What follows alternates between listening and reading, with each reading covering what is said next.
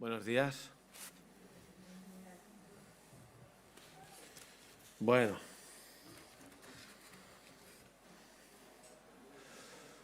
Se nota que el Omicron nos mengua, ¿no? Pero bueno, los que estamos aquí, pues bienvenidos, y los que estamos en casa también. Vamos a compartir ahora lo que he estado preparando hace tiempo sobre adoración. Me gustaría hablar de ese tema, de la adoración, y de la adoración comunitaria también. Y vamos a estar este domingo y el domingo que viene, pues, compartiendo sobre eso.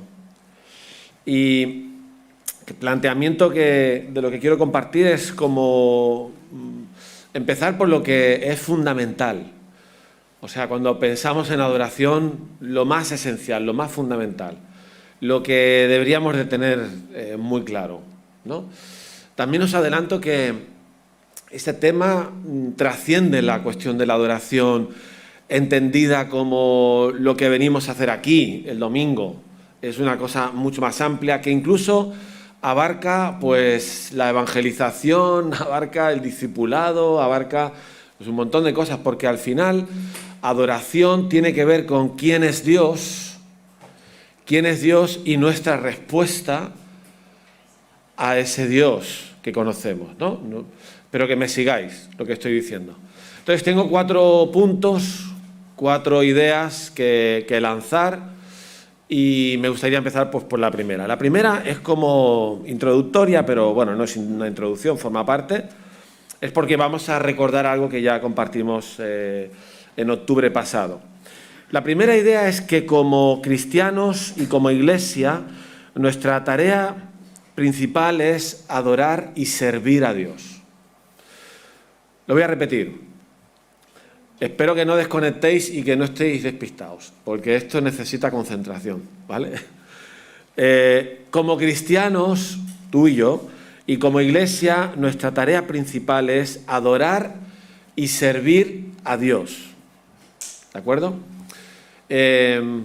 Podrían haber otras definiciones de lo que es la tarea principal de la iglesia, pero me parece que esta engloba al resto. Así que es una manera de abordar este asunto. No sé si os acordáis cuando en octubre hablamos de identidad, no tenéis por qué acordaros porque ya ha pasado mucho tiempo. Hablamos de identidad, o sea, de la identidad que nosotros tenemos por ser hijos de Dios, la cual implica un valor, implica un propósito, unas metas. Y al pensar en esto nos fijamos en el ejemplo de Jesús. ¿Os acordáis? Cuando Jesús está en el desierto, después de bautizarse, que vino el enemigo, su enemigo, para hacerle la oferta de su vida, ¿no? Y le dijo, mira, si me adoras, esto es lo que le dijo Satanás a Jesús, si me adoras a mí, yo te daré todos los reinos de este mundo y con toda la gloria que tiene esos reinos, ¿no? Y Jesús, por eso digo que era la oferta de su vida, es como si alguien te dijera, oye, ¿qué quieres? Te doy lo que quieras, ¿qué quieres? Pide lo que quieras que yo te lo doy, solo tienes que ponerte de rodillas y adorarme, ¿no? Pero Jesús contesta, igual eso sí que os va a sonar porque es un versículo muy conocido. Jesús contesta en Mateo capítulo 4, versículo 10, contesta muy contundente y muy claro. Dice, vete, Satanás, porque escrito está, al Señor tu Dios adorarás y a Él solo servirás, ¿no? Allí cuando se estaba jugando el propósito que había traído a Jesús a la tierra, y ante esa oferta tentadora, Jesús lo tiene claro, sabe para qué está aquí. Yo no estoy aquí para pensar en mí, ni en los reinos de este mundo, ni en la gloria que me puedan aportar. Yo estoy aquí para adorar a Dios y servirle solo a Él. Y Él es nuestro ejemplo a seguir. Por lo tanto, nosotros podríamos decir lo mismo. ¿Para qué está un creyente aquí? ¿Para qué está la iglesia? Para adorar y servir. Hay otra escena del Evangelio en la que Jesús, hablando con una mujer, y lo podemos buscar en el Evangelio de Juan 4, Evangelio según San Juan, capítulo 4, Hay una conversación de Jesús con una mujer que era samaritana, que era del norte, bueno, del centro de lo que ahora sería Israel, que tenía otra religión, porque no habían seguido la religión judía.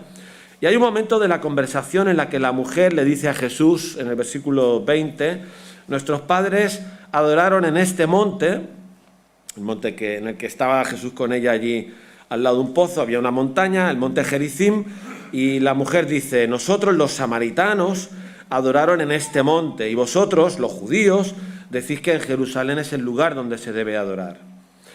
Y Jesús le dijo, mujer, créeme que la hora viene cuando ni en ese monte ni en Jerusalén adoraréis al Padre. Vosotros adoráis lo que no sabéis, nosotros adoramos lo que sabemos, porque la salvación viene de los judíos. Mas la hora viene y ahora es cuando los verdaderos adoradores adorarán al Padre en espíritu y en verdad, porque también el Padre tales adoradores busca que le adoren. Dios es espíritu y los que le adoran en espíritu y en verdad es necesario que le adoren. Fíjate esta conversación que podría ser perfectamente una predicación sobre adoración y ya está, y dedicarnos solo a eso.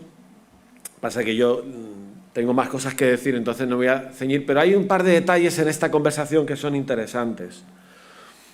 Pero bueno, antes del par de detalles que me he adelantado, lo que quería decir es que fijaos en el versículo 23 y la segunda parte que dice que también el Padre tales adoradores busca que le adoren. El Padre busca adoradores que le adoren.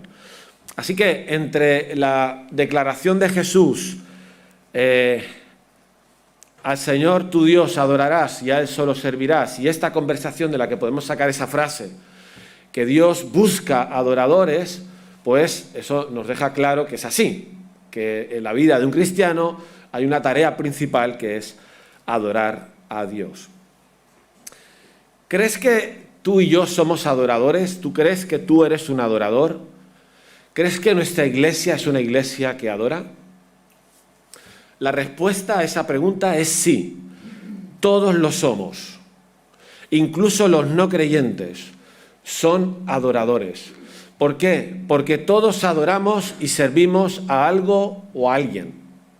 No existe ninguna persona en el mundo que no adora o sirve a algo o a alguien. Puede ser una persona importante en la vida de uno, puede ser algo que te gusta, algo material, puede ser un hobby, puede ser un famoso, puede ser... Pero todos lo hacemos. Lo que pasa que está claro que ya Jesús dijo, no se puede adorar o servir a dos señores, no se puede, hay que escoger. Entonces la pregunta ahora que nos tenemos que hacer nosotros es si nosotros podríamos decir con esa contundencia de Jesús que adoramos y servimos solo a Dios. Es una pregunta para hacérnosla a nosotros mismos. ¿Estamos nosotros adorando y sirviendo solo a Dios? ¿Cómo sabemos que adoramos y servimos correctamente a Dios en nuestras vidas personales o en la iglesia? ¿Cómo saber, por ejemplo, que el culto de hoy es un culto de adoración? ¿De qué depende? Depende de los que presiden, depende de las canciones que han escogido, si eran rápidas o lentas, de cómo el grupo alabanza las ha tocado, depende de las luces cómo están, depende. ¿De qué depende? ¿Cómo sabemos nosotros que nuestro culto es de adoración? Pues de algunas respuestas a esas preguntas me gustaría a mí pues compartir, ¿no? La segunda idea, la primera es esta. La primera es que como cristianos y como iglesia nuestra tarea principal es adorar y servir a Dios. Y podríamos añadir, como ha dicho Dani Alba, con deleite. Hacerlo con deleite. Aunque no siempre se puede servir con deleite en el sentido de alegría y tirando cohetes, pero servir a Dios lo haces con deleite, ¿no? En segundo lugar, algo básico y fundamental en la adoración es que para adorar y servir correctamente, es imprescindible, y utilizo imprescindible, conocer a Dios correctamente. ¿Verdad que esto es obvio? Para adorar y servir correctamente es imprescindible conocer a Dios correctamente en todos sus atributos. Y de esta frase se desprende otra serie de cosas que son lógicas. Se desprende, por ejemplo, que para adorar correctamente tenemos que ir a la revelación de Dios, que es la palabra autorizada que nos explica quién es este Dios. Tenemos que ir a la Biblia, tenemos que leer la Biblia para conocer sobre todos sus atributos o características divinas. En definitiva, para adorar necesitamos conocer todo lo que Dios mismo ha querido revelarnos de sí mismo. Su foto que nos ha enviado. Nosotros tenemos una foto de Dios. No es una foto. Tenemos dos fotos, según los teólogos. La revelación general y la revelación especial. Cuando vamos al campo, a la naturaleza, eso es una parte de su revelación. Y de hecho muchos conectamos allí y vemos que hay alguien que ha hecho todo aquello. Pero luego está la revelación especial, que es la palabra de Dios. Y nuestra adoración está en función de nuestro conocimiento del Dios que nos ha enviado su foto. Me gusta una definición de un teólogo, Clowney, que los que estaban en un seminario en el IFSTE, ¿os acordáis? Con Francisco Portillo, sobre adoración, el grupo Alabanza, y los que presiden cultos. Y esa definición, que es una definición de un libro, no es que lo diga la Biblia, pero en la Biblia vemos ese digamos, modelo, ¿no? Lo que estoy diciendo ahora. Dice Clowney que la adoración es la respuesta de la criatura a la gloria revelada del Creador. No sé si se entiende. Adoración es nuestra respuesta a la revelación de Dios. Por lo tanto, lo primero que ha de ocurrir es que nosotros recibimos esa revelación, conocemos esa revelación, entendemos quién es el Dios que se está revelando, que se está dando a conocer, y entonces hay una respuesta de nuestra parte para adorarle, ¿no? Es algo muy simple, muy sencillo. Ahora sí que vamos con los dos detalles. En la conversación de Jesús con esta mujer hay un detalle, hay detalles que a veces no paras a pensar y otras veces sí paras a pensar. Por ejemplo, en el versículo 24, si aún estáis en Juan 4, allí dice que Dios es espíritu. Esto sería revelación, ¿no? ¿Quién es Dios? Es espíritu. Y dice Jesús, y los que le adoran en espíritu tienen que adorarle. En espíritu y en verdad tienen que adorarle. ¿Veis ese esquema? Jesús está diciéndole a la mujer que Dios es espíritu. Eso sería como revelación de quién es Dios. Y eso tiene un efecto en la adoración, y es que la adoración será en espíritu también. ¿Vale? Espero que no lo he explicado mal. Se entiende. Y además, esto era pertinente a la conversación, porque la mujer pensaba que adorar tiene que ver con ir a un lugar. Le pregunta, ¿no? Nosotros adoramos en el monte Gerizim, vosotros los judíos en Jerusalén. ¿Dónde tengo que ir? Esa era su pregunta. Y entonces Jesús le dice, mira, es que viene la hora y ahora es que ni allí ni allá, porque la adoración no depende de un lugar. La adoración no depende de un lugar. Y por eso dice Jesús, sino que viene la hora en que los verdaderos adoradores adorarán al Padre en espíritu y en verdad. ¿Por qué? Porque Dios es espíritu. Por eso, Dios es espíritu, entonces la adoración no tiene que ver con un lugar, no tiene que ver con este lugar. Nosotros venimos aquí a adorar a Dios, pero la adoración no tiene en primer lugar que ver con un sitio. Tú puedes adorar a Dios en cualquier lugar, porque Él es espíritu y lo adoramos en nuestro interior, en nuestro corazón, ¿no? ¿Creéis que esto era lo que estaba pasando en aquel entonces, ¿no? La adoración dependía del lugar. En nuestro caso, Jesús lo que nos está diciendo es que no. Y hay otro detalle aquí también, es que en el versículo 22, este detalle probablemente no hemos parado casi nunca en comentarlo. Jesús dice a la mujer, vosotros los samaritanos adoráis lo que no sabéis. No sé si te habías parado alguna vez en eso. Vosotros, dice Jesús, versículo 22, vosotros los samaritanos adoráis lo que no sabéis. Y nosotros, los judíos, lo que sabemos, ¿no? Es interesante que Jesús está relacionando estos dos conceptos, adorar y saber, ¿vale? Entonces, sabíais vosotros. Bueno, primero, fijaos en el detalle, que Jesús no se corta para corregirla. sea, Jesús no es ecuménicamente correcto, bueno, políticamente correcto o ecuménico, ¿no? Jesús le está diciendo, mira, vosotros los samaritanos estáis equivocados y nosotros no. Un poco así, ¿no? ¿Por qué dice esto Jesús? No sé si lo sabíais. Los samaritanos solo aceptaban como profeta a Moisés. No aceptaban a ningún otro profeta del Antiguo Testamento. Y de hecho, solo aceptaban los 5 primeros libros de la Biblia como palabra de Dios. Solo aceptaban el Pentateuco, ¿no? Por lo tanto, no aceptaban el resto de la revelación de Dios del Antiguo Testamento. En cambio, los judíos, sí, los judíos creían pues, en los libros, en los profetas, Isaías, Jeremías, en los salmos, en los libros históricos, en todo. Por lo tanto, tenían toda la revelación de Dios. Por eso dice Jesús, creo yo, los samaritanos no sabéis lo que adoráis porque no conocéis a Dios correctamente, porque no tenéis toda la revelación. Así que no se puede conocer a Dios correctamente si rechazamos una parte importante de la revelación.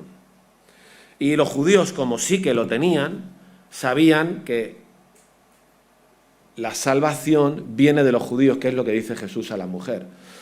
La salvación viene de los judíos. Y está escrito en los profetas también, hablando del Mesías, ¿no?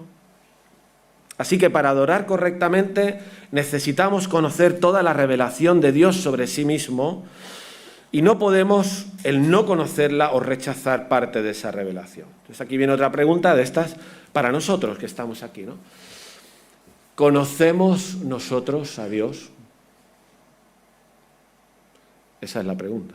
¿Podríamos nosotros describir a Dios en todos sus atributos? ¿Podríamos encontrar los textos bíblicos que apoyan la característica de Dios como bueno, el amor de Dios, identificar incluso en la Biblia situaciones en las que hay adoración con motivo de ese atributo concreto de Dios? Seguro que sí, Pero lo que quiero decir, porque esto es la aplicación probablemente más, bueno, no sé si más importante, una de las importantes, es que si nosotros no vamos a la Biblia para conocer a Dios, no podremos adorarle correctamente. Adorar correctamente a Dios depende de que le conozcamos correctamente, en todos sus atributos. Hay un montón de atributos de Dios, aquí no podemos, esto sería para una serie, ¿no? que un día se pudiera hacer, de todos los atributos de Dios. Los expertos dividen, categorizan los atributos de Dios, si son comunicables, no comunicables, bueno, hay un montón de cosas allí. Yo me he hecho como 2 párrafos distintos, solo por mencionarlo, ¿no? Solo por despertar nuestro interés en ir a la Biblia. Al final, cada uno de nosotros es quien tiene que conocer a Dios y buscar en la palabra quién es Dios, ¿no? Con esa actitud. Hay lo que llamaríamos los atributos más relacionados con su grandeza y su esencia divina, su superioridad, su majestad, su poder. Un montón de atributos en esa línea. Dios es el Todopoderoso, Dios es el creador de todas las cosas, las ha creado con el poder de su palabra, es el sustentador de todas las cosas. Dios es el autor de la vida, es el que todo lo sabe, el que está en todas partes. Él es el eterno, no tiene principio ni fin, no fue creado. Él es único, único en su sabiduría. Él es la verdad, Él es inmutable, Él no cambia, Él no necesita a nada ni a nadie. Él ya estaba antes de la creación y era feliz. Él puede hacer lo que Él quiera, Él gobierna el universo y gobierna la historia. Y así podríamos seguir. ¡Guau!, ¿no? O sea, si tú te expones a la revelación de Dios que te habla de todo esto, seguro que va a afectar tu adoración, va a afectar mi adoración, ¿no? Por eso es tan importante este segundo punto, que es muy básico y muy sencillo. Para adorar a Dios correctamente, tengo que conocerle correctamente. Mirad, me gustaría ahora poner algunos ejemplos para que veáis, ¿no? Son ejemplos muy conocidos.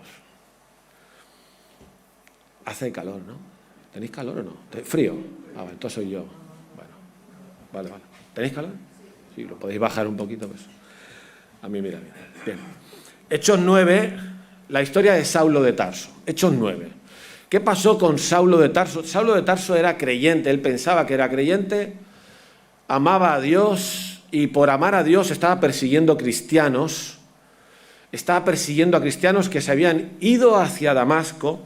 Y dice el texto bíblico, Hechos 9:3, mas yendo por el camino, aconteció que al llegar cerca de Damasco, repentinamente le rodeó un resplandor de luz del cielo y cayendo en tierra oyó una voz que le decía: Saulo, Saulo, ¿por qué me persigues?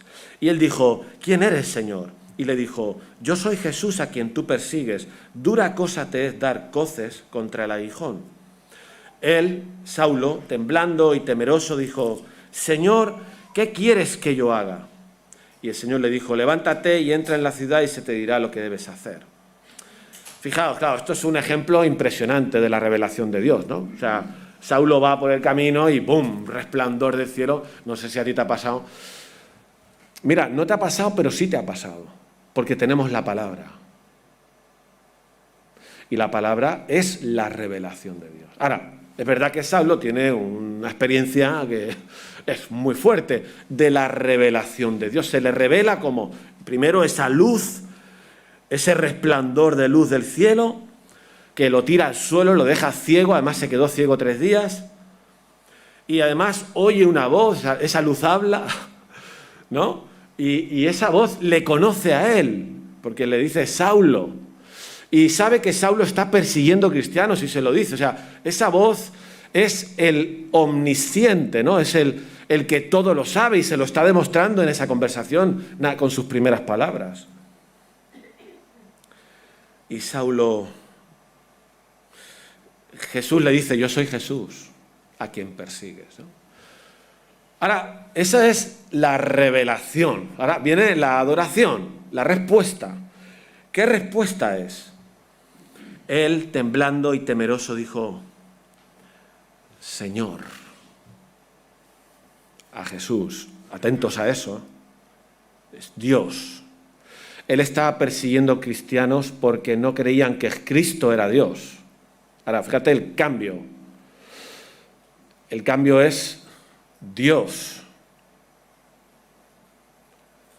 ¿Qué quieres que haga? ¿Qué quieres que yo haga? Qué poderoso, qué poderosa es la revelación de Dios, ¿no? Que hace que alguien en el suelo, clavando la rodilla, deslumbrado por el resplandor de Dios, se ofrezca a hacer lo que Dios le diga. Eso es respuesta de adoración. Eso es una respuesta de adoración.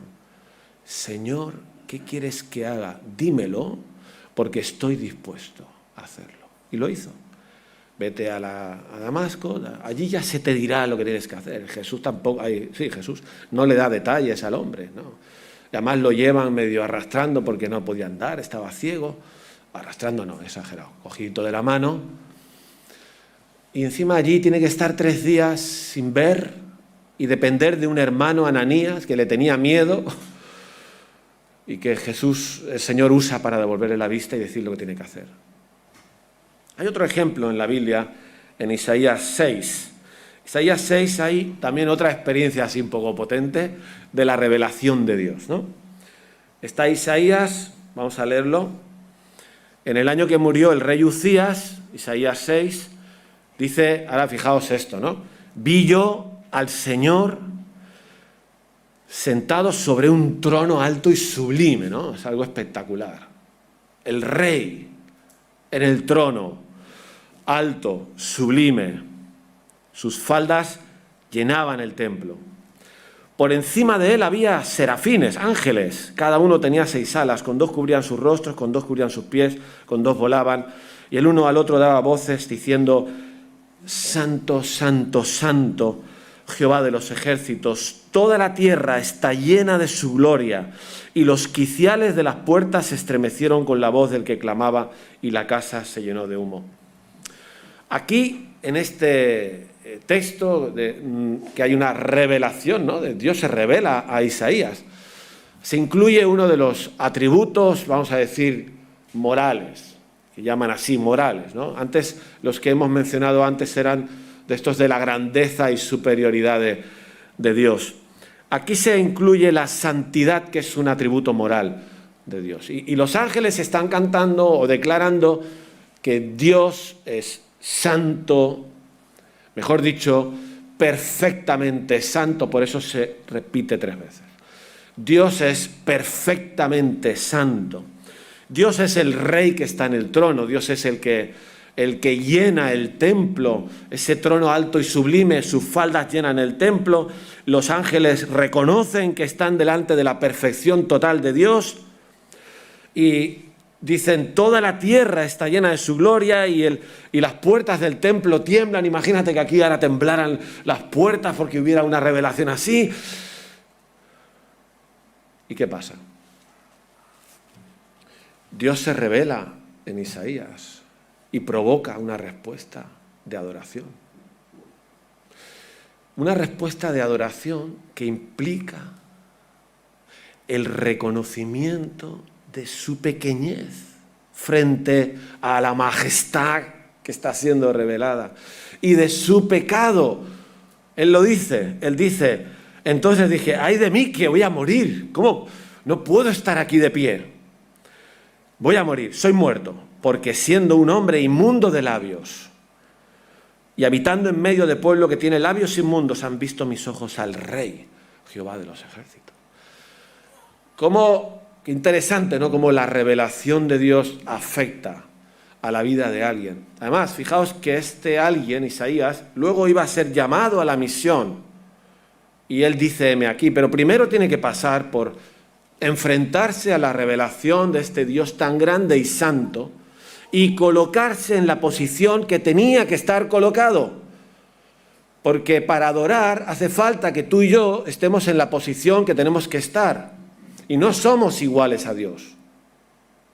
Dios está demasiado alto como para que tú y yo le hablemos como si no fuera Dios. Luego veremos que también es nuestro Padre y podemos hablar con Él. Sí. Pero ahora estamos aquí. Y también es verdad, las dos cosas. Al final Isaías reconoce y luego el Señor le cura de su pecado. Hay otro personaje, pero me lo voy a saltar porque se me va el tiempo, que es Job, que es impresionante. Si lo podéis mirar en casa, por favor. Job, capítulos 38, 39, 40, 41, 42.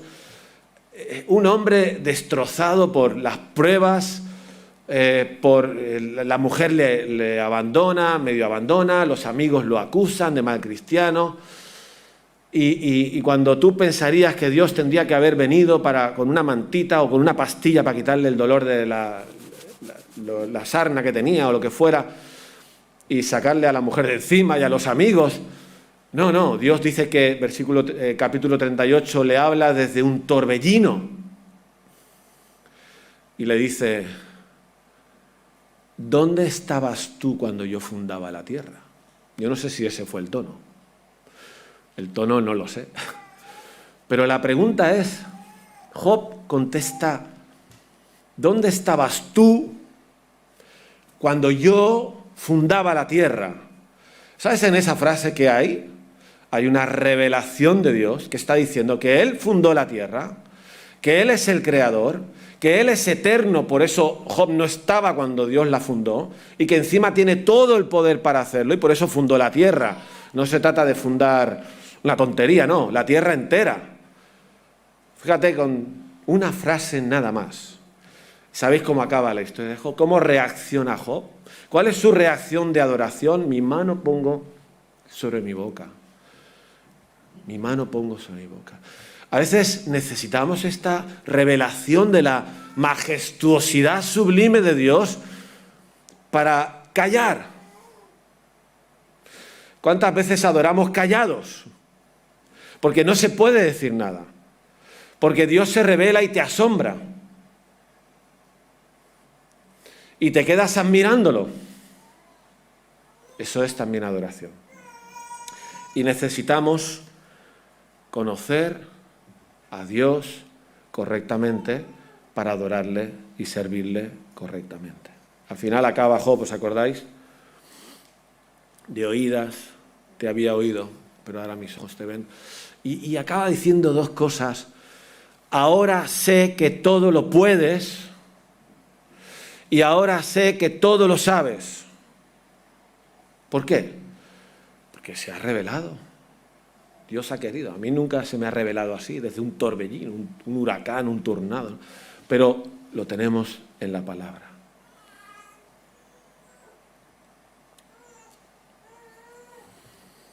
¿Veis que es importante, verdad? Exponernos a toda la revelación que Dios hace de sí mismo para que podamos responder correctamente en nuestra adoración y en las actitudes que tenemos con respecto a Dios.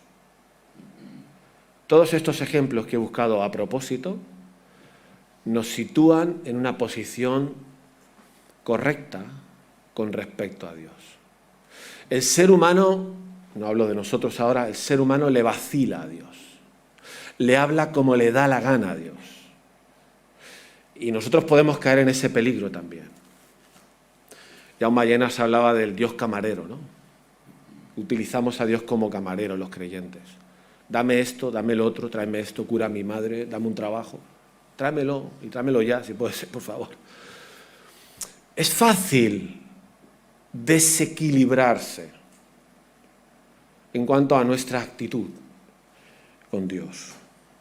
Luego, como hemos dicho, están los atributos de carácter moral, que son un montón: su santidad, su justicia, Él es juez, es soberano, su ira, Él es fuego consumidor, según la carta a los Hebreos, es celoso, su amor, su misericordia, su gracia, su paciencia, su bondad, su paternidad, su disciplina. Un montón de atributos que tienen que ver con el carácter moral. No sé si todos los conocemos. Ahora, repetimos, ¿nos puede pasar lo que a los samaritanos?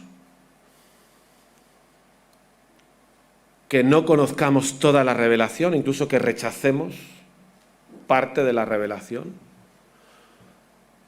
Si es así, nuestra adoración no será correcta, o no será completa, o le faltará algo, o no será adoración. Tercer punto, que lo que voy a decir ahora puede parecer que no puede ser, pero es, o puede ser a veces, ¿no? Para adorar a Dios correctamente, tengo que aceptar todos los atributos de Dios, incluso los que no me gustan o no entiendo. Tú dirás, hombre, eso pues claro, si yo conozco a Dios, porque la Biblia dice que Dios es tal, yo lo acepto. Bueno, pues no es tan fácil que sea así. Mira, voy a decir una frase contundente que no tengo escrita. Todos nosotros preferimos el Dios que preferimos. No es tan difícil cada uno de nosotros hacer su Dios a su imagen conforme a su semejanza. No es tan difícil.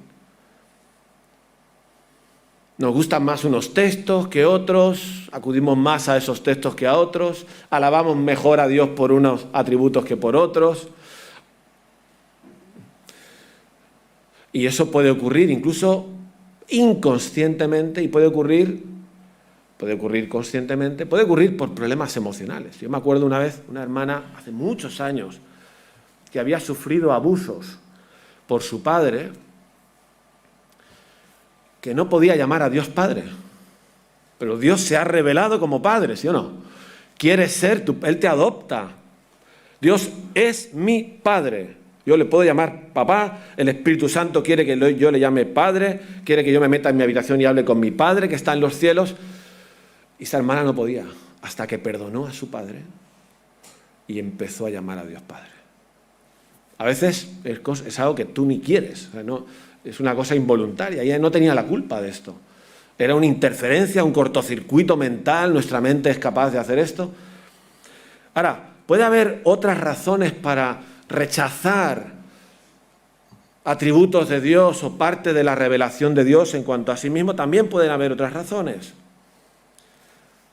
Las hay teológicas, de teólogos que rechazan abiertamente, o las hay de gente como tú y yo, como yo, normales y corrientes, que no somos teólogos, pero que en nuestro fuero interno hay cosas que nos chirrían, ¿no? Mira, un ejemplo muy simple. Los alumnos aquí presentes de la universidad, etcétera, etcétera, del instituto, que te machacan con la teoría de la evolución, que es una teoría, no una ley. No sé, los que habéis estudiado el método científico, hay una diferencia entre una teoría y una ley, pero eso no podemos entrar ahora. Ahora, un joven nuestro puede estar leyendo donde dice que Dios creó y dice, no puede ser porque está en contradicción con esto, ¿verdad? Puede ocurrir, o sea, pues esto no me lo voy a creer. Claro, si Dios no es el creador, ¿por qué le pregunta a Job, ¿dónde estabas tú cuando yo fundaba la tierra? Si Dios no es el creador, y habrá que ver cómo se combina la ciencia y la fe ahí, cuando cantemos delante del trono, que se canta, porque tú has creado todas las cosas, porque tú has creado todas las cosas, pues habrá que recortar eso, porque choca con la ciencia o choca con mi propio pensamiento. Al final sí que podemos recortar lo que Dios ha revelado según si para nosotros es razonable o no. Eso no es tan difícil de que ocurra.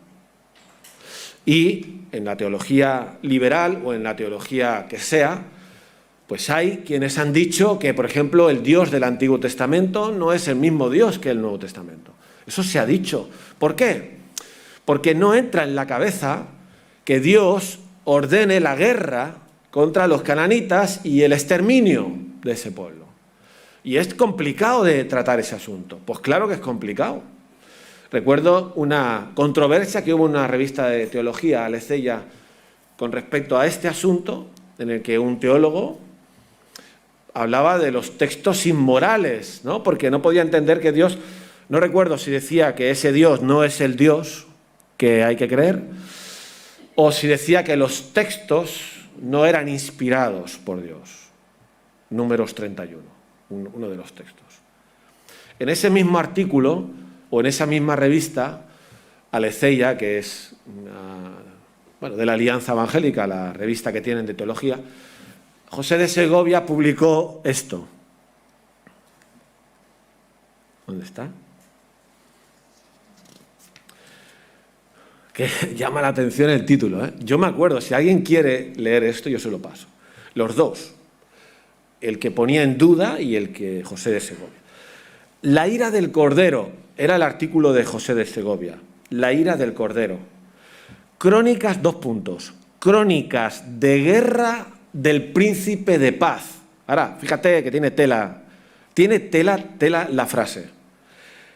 La ira del Cordero, pero si nosotros no tenemos una idea en principio de que el Cordero tiene ira, porque ¿cómo vino Jesús la primera vez a la tierra? Como un cordero. Isaías 53 dice, pues calladito, al matadero, enmudeció, no abrió su boca, se dejó matar, no protestó, no luchó, no peleó, no se rebeló, venía eso, vino como un cordero.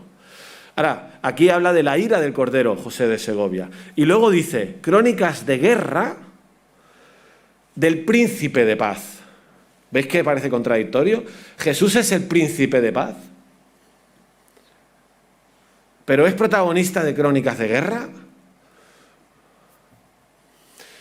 ¿Veis cómo sí se puede escoger al Jesús que queremos o al Dios que queremos según si nos encaja o no nos encaja?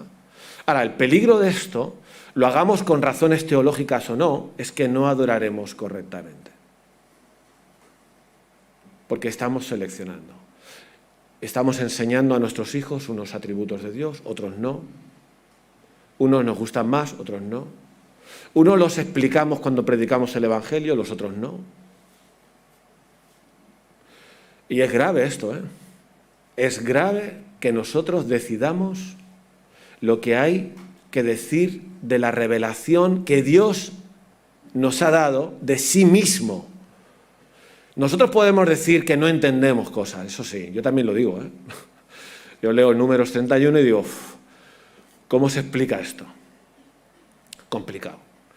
Pero lo que no puedo hacer es recortar la Biblia por donde yo quiera. Eso no lo puedo hacer. Jesús, el Cordero, es el que en Apocalipsis 6, cuando empieza el juicio final que habrá, dice en el 1, dice que el Cordero abrió los sellos o el primer sello. Los sellos eran los juicios. Y dice en el versículo 12, ¿lo tienes, Miriam? Sí, sí, vale. Dice, miré cuando abrió el sexto sello y he aquí hubo un gran terremoto y el sol se puso negro como tela de cilicio y la luna se volvió toda como sangre y las estrellas del cielo cayeron sobre la tierra como la higuera deja caer sus higos cuando es sacudida por un fuerte viento y el cielo se desvaneció como un pergamino que se enrolla y todo monte y toda isla se removió de su lugar y los reyes de la tierra y los grandes, los ricos, los capitanes, los poderosos y todo siervo y todo libre se escondieron en las cuevas y entre las peñas de los montes y decían a los montes y a las peñas, caed sobre nosotros y escondednos, dice, del rostro de aquel que está sentado en el trono y de la ira del Cordero. Existe esa frase. La ira del Cordero, porque el gran día de su ira ha llegado y ¿quién podrá sostenerse en pie? Por lo tanto, Jesús es el Cordero de Dios, es el que perdonó a aquella mujer, es el que hablaba con los pecadores, es el que vino a conectarnos con el Padre, es el que tenía misericordia de la gente que los fariseos no tenían misericordia. Es a quien podemos seguir y amar, es el que dio su vida por nosotros, pero también es el juez que va a juzgar. No podemos nosotros escoger. No se trata de si yo soy más conservador o más de derechas. Alguien igual está pensando, ahora el Rubén se está radicalizando hacia la derecha evangélica, ¿no? Yo no me quiero radicalizar en nada. O sea, yo me he leído esto desde octubre que estoy leyendo y veo que es todo verdad. Nosotros no podemos escoger.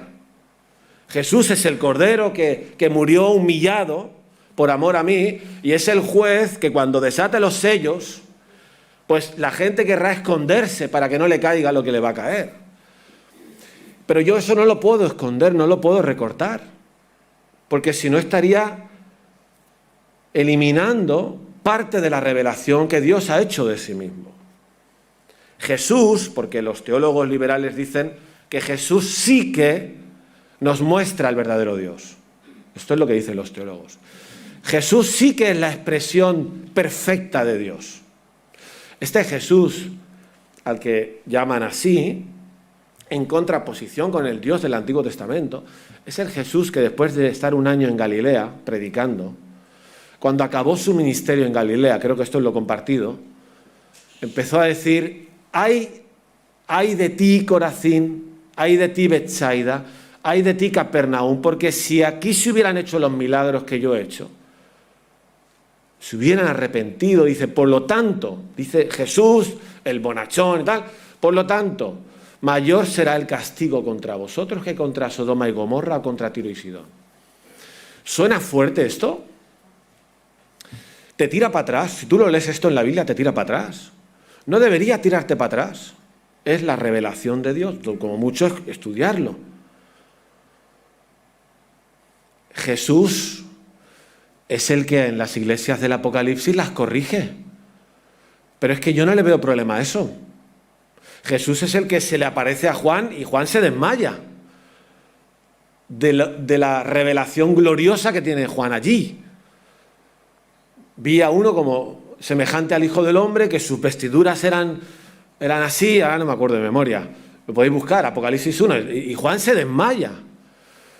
Eso es adoración también, desmayarse. A ver, que nadie se desmaye, por favor. Pero yo me entiendo lo que quiero decir. O sea, si nosotros nos acercamos a Dios, a la gloria de Dios, pues nos vamos a caer desmayados, silenciados, en el suelo, de rodillas, reconociendo nuestra miseria, nuestra pequeñez, nuestra distancia, y adorando correctamente. Entonces, a partir de ahí.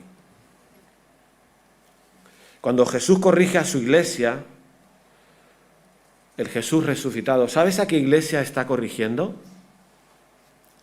A una iglesia que sufría la persecución ya. De hecho, a algunas de las iglesias del Apocalipsis se le avisa.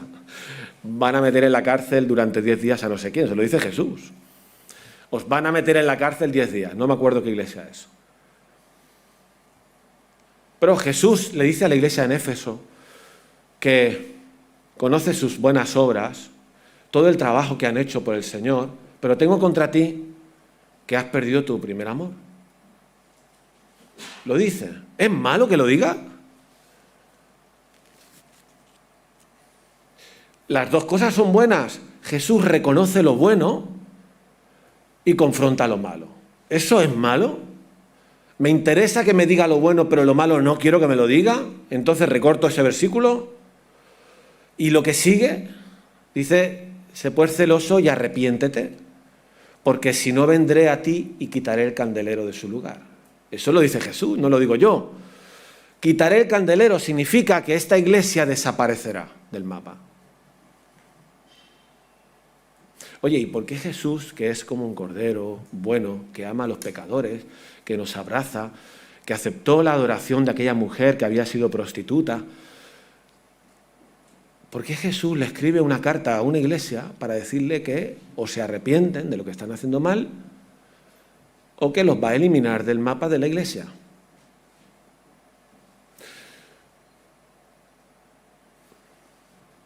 En la iglesia de la Odisea, ¿os acordáis? Es más fuerte. La última de las 7 iglesias del Apocalipsis. Por cuanto eres tibio, te vomitaré de mi boca, dice Jesús. ¡Uah! Eso hay interpretaciones, ¿eh? Pero de entrada el lenguaje suena fuerte o no.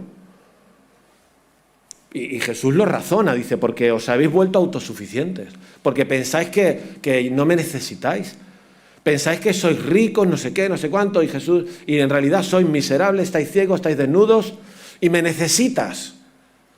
Te digo que vengas a mí y compres colirio, bueno, algo así, ¿no? No me acuerdo de memoria. Pero esa expresión de Jesús es el Jesús malo, es un Jesús bueno, es un Jesús que ama, es un Jesús que no ama. Versículo 20, ¿os acordáis? Esto lo dije hace muy poco aquí. Versículo 20. Y aquí yo estoy a la puerta y llamo. A esa iglesia que tiene a Jesús fuera, Jesús le dice, yo estoy a la puerta y llamo. Y si alguien si alguien oye mi voz y abre la puerta, yo entraré y cenaré. ¿Eso es bonito? ¿Eso hay que decirlo? Sí, hay que decirlo. Y además eso es verdad. Jesús quiere cenar contigo. Jesús quiere cenar conmigo aunque no nos lo merecemos. Y ese versículo que es tan bonito no lo es. Porque tenían a Jesús fuera de la iglesia. Por eso está picando la puerta. Se habían vuelto arrogantes con su fe. Porque les iban bien las cosas. Y lo que les viene es una bronca. En el versículo anterior, yo reprendo y castigo a todo aquel que amo. Os amo tanto que os estoy escribiendo una carta para ver si corregís, porque si no corregís, vais mal en camino. Mal camino.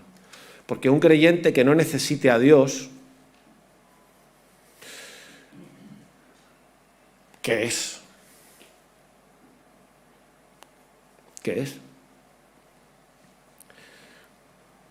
Por lo tanto, nosotros no tenemos derecho a rechazar atributos de Dios o preferir unos que otros. Dios es quien es y Él se ha revelado como quiere que le conozcamos y nuestra adoración y servicio depende de nuestro conocimiento y aceptación de sus atributos. Y no tenemos derecho a quitar nada, porque todo es bueno, todo es Dios, es perfecto. Si disciplina, su disciplina es perfecta y está basada en el amor, no se equivoca.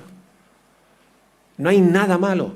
Este Dios, bueno, misericordioso, nos trata con gracia, etcétera, etcétera, es en el que yo me quiero deleitar y me puedo deleitar, que esta mañana vamos por ahí, ¿no?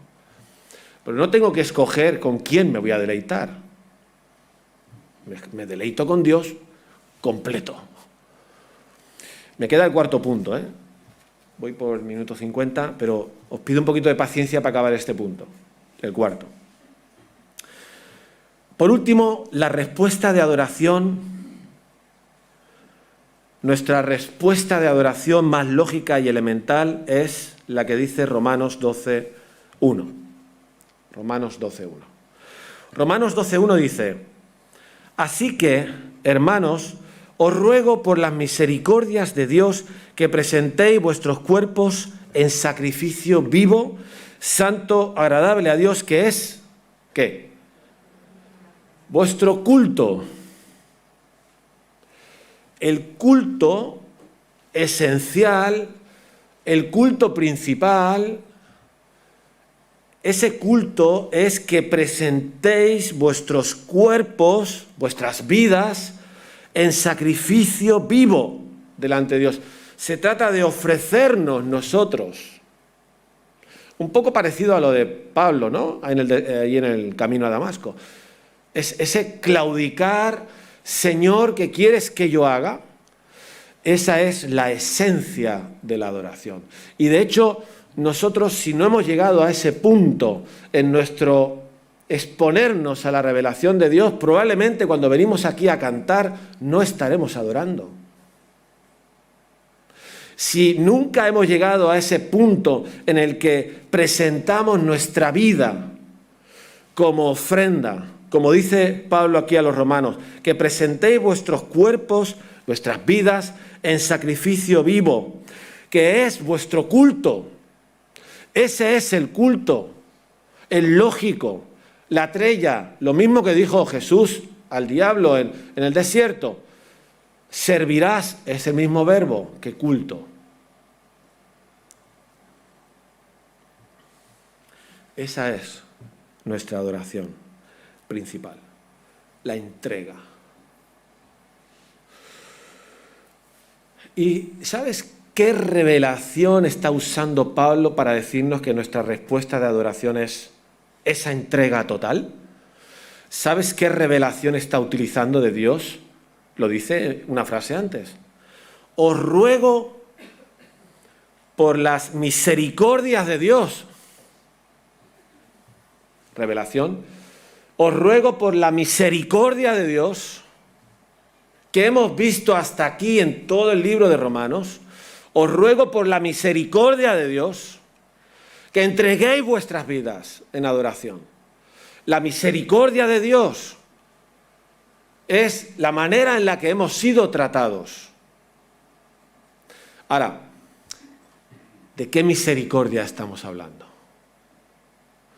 ¿Quién puede entender la profundidad de la misericordia de Dios si no entiende todo Romanos? Esta semana leía, ayer en el Instagram de la iglesia, un versículo muy bonito de Romanos. ¿Cuál era? ¿Alguien lo sabe?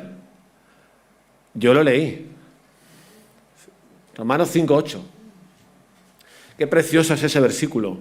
Mas Dios muestra su amor para con nosotros en que, siendo aún pecadores, Cristo murió por nosotros.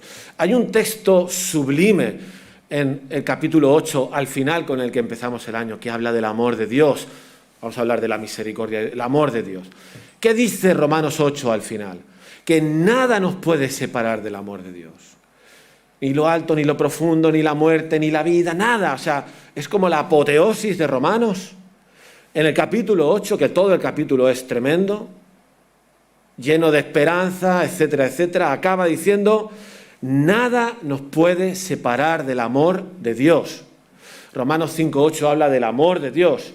El resumen de Pablo es las misericordias de Dios, pero nos quedaríamos cortos si no tiramos un poquito más atrás. Porque ¿sabes cómo empieza Romanos 1?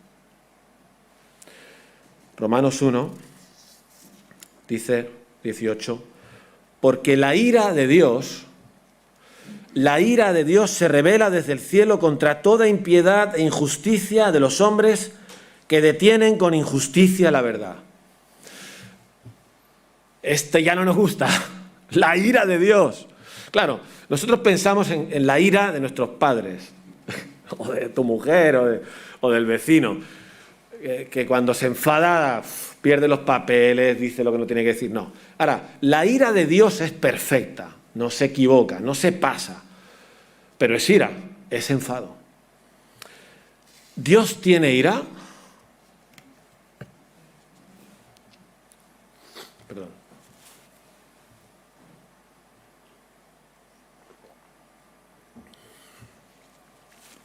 ¿Qué decís? Tiene ira. ¿Te gusta este versículo? ¿Qué te pide el cuerpo? ¿Qué te produce? La ira de Dios se revela desde el cielo contra toda impiedad e injusticia de los hombres. Versículo 32 del capítulo 1. Quienes habiendo entendido el juicio de Dios, Dios juzga,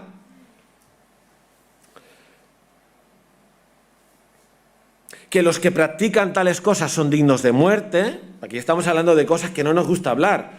La ira de Dios, el juicio de Dios, la condena de Dios, la muerte. Por cuanto todos pecaron y están destituidos de la gloria de Dios. Fíjate. Acabo. No se entiende la misericordia y el amor de Dios. No se entiende. No se entiende la gracia de Dios si antes no se entiende la santidad de Dios, su ira, su juicio, su justicia, la condena de la muerte, nuestra separación eterna de Él, nuestra incapacidad para justificarnos delante de Él, lo inútil de nuestras buenas obras, nuestra necesidad de un Salvador, alguien que reciba la ira de Dios en nuestro lugar, para que por la fe en Él nosotros seamos justificados. Ahora, fíjate, os ruego por las misericordias de Dios.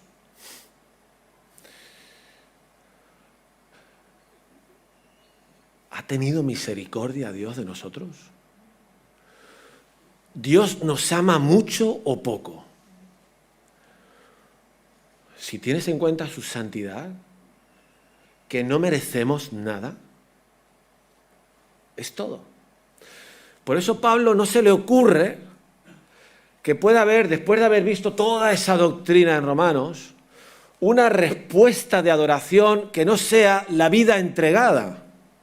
¿Se entiende? ¿Os acordáis cómo empezamos? La adoración es la respuesta de la criatura a la gloria revelada del Creador. Romanos nos enseña que Dios nos ha tratado con misericordia. Pero es que había que decir mucha misericordia, mucha gracia, no merecida. Y cuando uno lo entiende, porque se ha expuesto a la revelación completa, la consecuencia lógica, el culto lógico que tiene que hacer es presentar su vida en el altar como un sacrificio vivo a Dios. Eso es la verdadera adoración.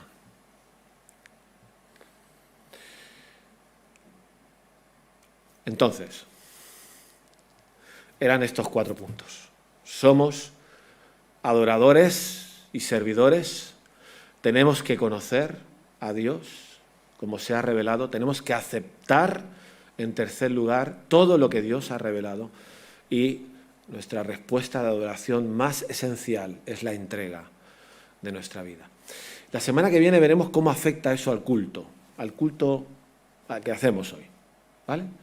Así que nada, gracias por la paciencia, sé que me he alargado,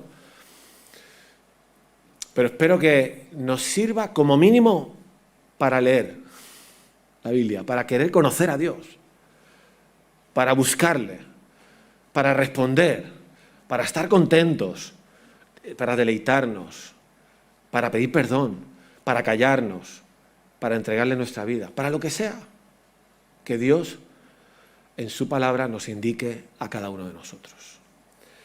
Así que termino aquí, que el Señor nos ayude a poner todo esto en práctica.